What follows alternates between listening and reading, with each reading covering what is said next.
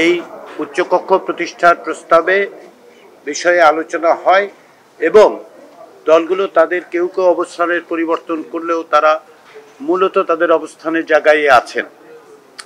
সেটি হচ্ছে, একদিকে কেউ কেউ বলছেন ভোটের সংখ্যানুপাতে যেন উচ্চকক্ষ প্রতিষ্ঠা করা হয়, অন্যদিকে আসনের সংখ্যাগরিষ্ঠতার ভিত্তিতে আসনের সংখ্যানুপাতে উচ্চকক্ষ প্রতিষ্ঠার প্রস্তাবও আছে।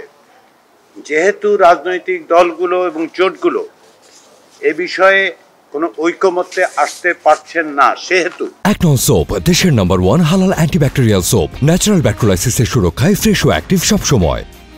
একাধিক দিন ধরে উচ্চকক্ষ বিষয়ক আলোচনার পরে আজকে রাজনৈতিক দল এবং জোটগুলোর পক্ষ থেকে এ বিষয়ে সিদ্ধান্ত গ্রহণের ভার কমিশনের উপর অর্পণ করা হয়েছে। এ ব্যাপারে ঐকমত্য কমিশন নিজেদের মধ্যে আলোচনা করবেন আগামী দিনগুলোতে এবং আমরা এ বিষয়ে অনানুষ্ঠানিকভাবে রাজনৈতিক দলগুলোর সাথে যোগাযোগ অব্যাহত রাখব।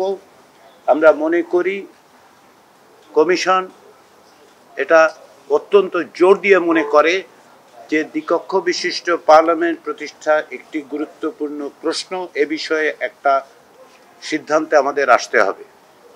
ফলে আমরা কমিশনের পক্ষ থেকে এ বিষয়ে আলাপ আলোচনা, অনানুষ্ঠানিক আলোচনা অব্যাহত রেখে খুব দ্রুত আগামী সপ্তাহের গোড়ার দিকেই এ বিষয়ে আমাদের অবস্থান বলতে পারবো বলে মনে করি। দ্বিতীয় বিষয় যেটা আজকে আলোচিত হয়েছে সেটা হচ্ছে সংবিধান সংশোধনের বিষয়।